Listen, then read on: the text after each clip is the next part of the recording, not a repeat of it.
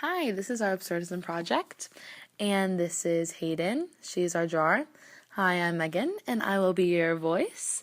And this is Haley, who did our script. And this is our Absurdism project. Absurdism often characterizes itself around human suffering and endurance, and we can find this in many great works, including Cat's Cradle, also The Plague, and last but not least, The Stranger. In Cat's Cradle, by Kurt Vonnegut, the main character, John, who refers to himself as Jonah, suffers and endures in many ways. In the beginning of the novel, he is researching to write a book called The Day the World Ended. Through extensive research and travels, he finds himself on the island of San Lorenzo, when he discovers a private banned religion of Bucanism.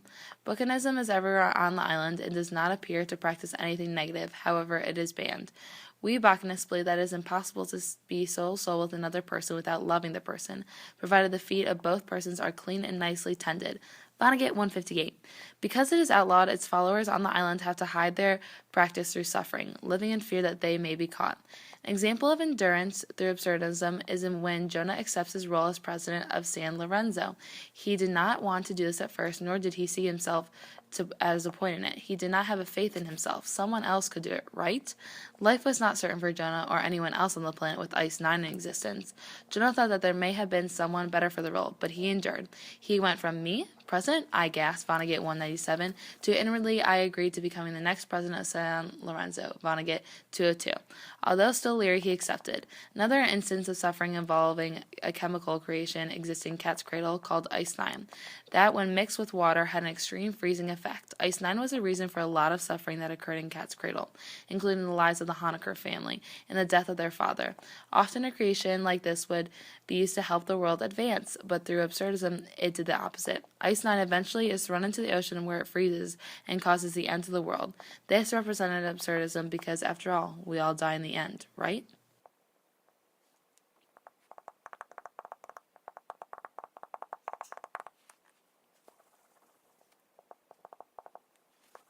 In the novel The Plague by Albert Camus, it takes place in the town of Oran. Our main character, Dr. Ryu, discovers a common occurrence of rats all in the city, and since there are so many dead rats in the city, there are citizens in the town becoming sick.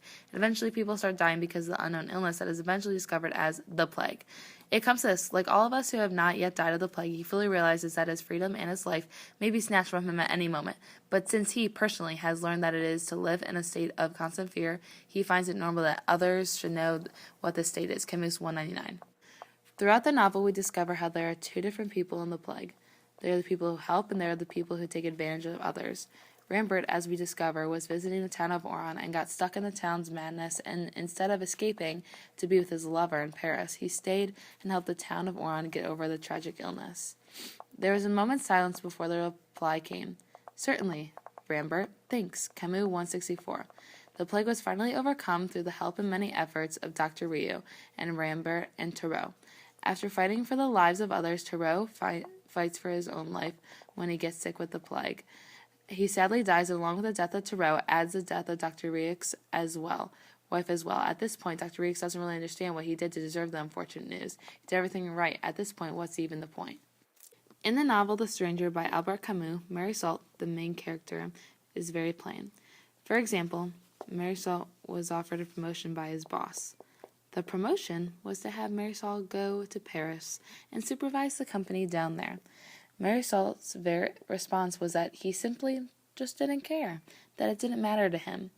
I said that people never change lives, that in any case one's life was as good as another, and that I wasn't dissatisfied with mine here at all. Camus 41. Shortly before this, he runs into Marie, a former co-worker of his, and eventually they form a relationship. After various dates, late nights that they had with one another.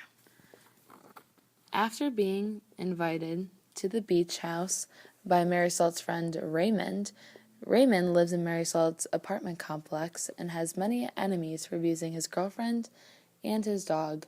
They all go to the beach house as a nice, relaxing evening out away from town and to see Raymond's old good friends.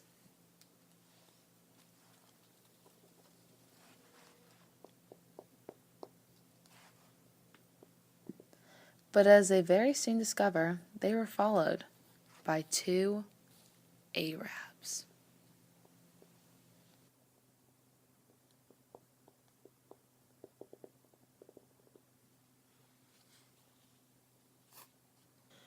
The three men notice two Arabs, one of whom is the brother of Raymond's mistress, following them. A fight quickly breaks out. Raymond and Mason take the advantage until Raymond's opponent produces a knife. Marisol tries to warn Raymond, but it's too late. The Arab slashes Raymond. Later, after helping Raymond get bandaged up, Marisol has a headache, so he walks to cool it off. When Marisol sees that the brother of Raymond's mistress has returned as well, Marisol puts his hand on the gun. When Marisol steps forward, the Arab draws his knife. Marisol fires the gun once. He pauses and then fires 4 more times at the Arab.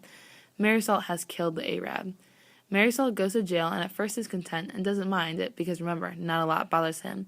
But then he is bothered when he receives a letter from Marie telling him that she is moving on.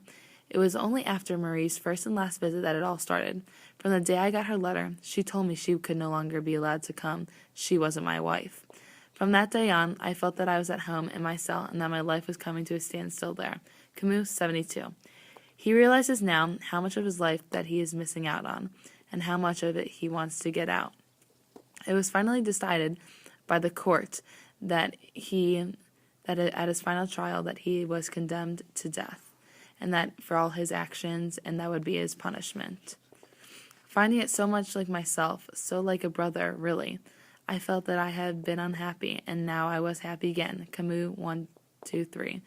Now, Marisol finally cares. He wants to live. He realizes the little things. He misses the little things that no longer can happen with him in jail. Throughout these 3 great works, it makes you wonder, what is the point if we're all just going to die anyway? We dedicated our project to Albert Camus and Kurt Vonnegut for writing these 3 great works.